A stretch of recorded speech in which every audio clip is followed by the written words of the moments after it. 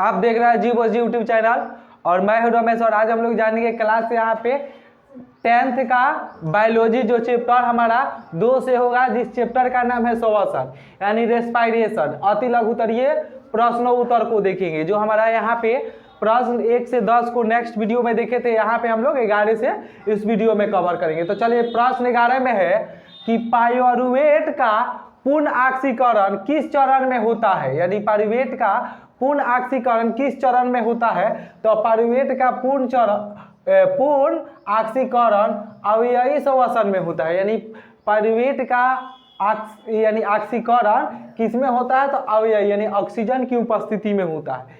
Next यहाँ पे है प्रश्न 12 में कि पौधों में श्वसन गैसों का आदान प्रदान किस अंगों से होता है। जो पौधे होते हैं और उसमें गैसों का आदान प्रदान किसके द्वारा होता है, तो पौधों में श्वसन गैसों का आदान प्रदान शरीर की सतह द्वारा विसरण क्रिया द्वारा, यानी शरीर की सतह जो होता है उसके द्वारा यानी विसरण क्रिया के द्वारा होता है।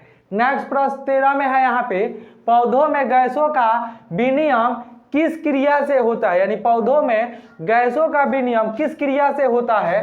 तो पौधों में श्वसन की श्वसन यानी पौधों में श्वसन की विनिमय एवं प्रकाश संश्लेषण क्रिया से होता है, यानी पौधों में जो गैसों का विनिमय होता है प्रकाश संश्लेषण प्रक्रिया द्वारा होता है और विनिमय श्वसन द्वारा होता है, दोनों।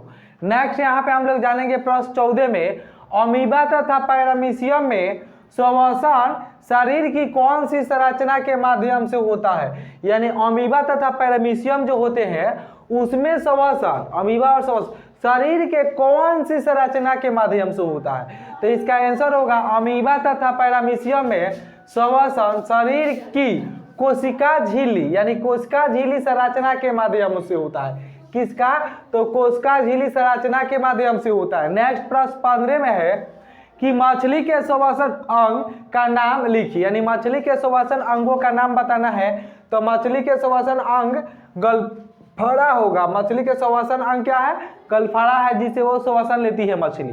प्रश्न 16 में है स्थलीय कीट तथा मनुष्य के श्वसन अंगों के नाम लिखिए, यानी स्थलीय जो कीट है और मनुष्य है उनके श्वसन अंगों के नाम लिखना है। तो स्थलीय कीट के श्वसन अंग क्या है, तो श्वास नली तथा मनुष्य के श्वसन अंग नासिका छिद्र, श्वास नली तथा फेफड़ा है।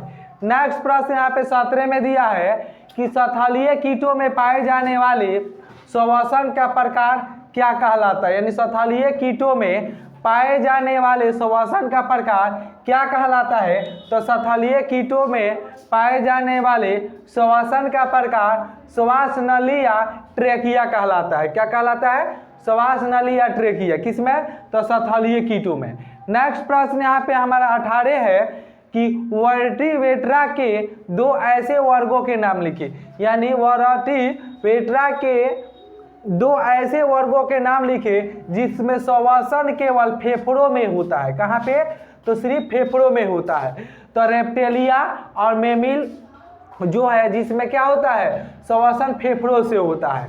नेक्स्ट प्रश्न यहाँ पे 19 में है कि मनुष्य में श्वसन क्रिया में प्रयुक्त संपूर्ण अंगों के नाम लिखिए, यानी मनुष्य में श्वसन क्रिया में प्रयुक्त संपूर्ण अंगों के नाम लिखना है। तो मनुष्यों में नासिका छिद्र, लैरिक्स, ट्रैकिया तथा फेफड़ा मिलकर श्वसन अंग कहलाते हैं, यानी अंग कहलाते हैं। कौन से, तो यहाँ पे आपका हो जाएगा नासिका छिद्र, ट्रेकिया और लैरिक्स तथा फेफड़ा मिलकर श्वसन अंग कहलाते हैं।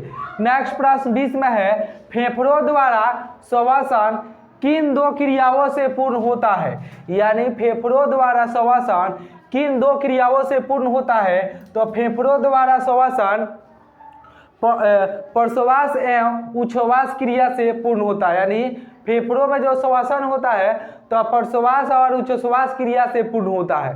नेक्स्ट प्रश्न यहाँ पे है 21 में कि पचे हुए भोज्य पदार्थों से ऊर्जा का उत्पादन किस क्रिया से होता है? तो ऑक्सीकरण क्रिया द्वारा होता है पचे हुए भोजन का ऊर्जा का उत्पादन ऑक्सीकरण द्वारा।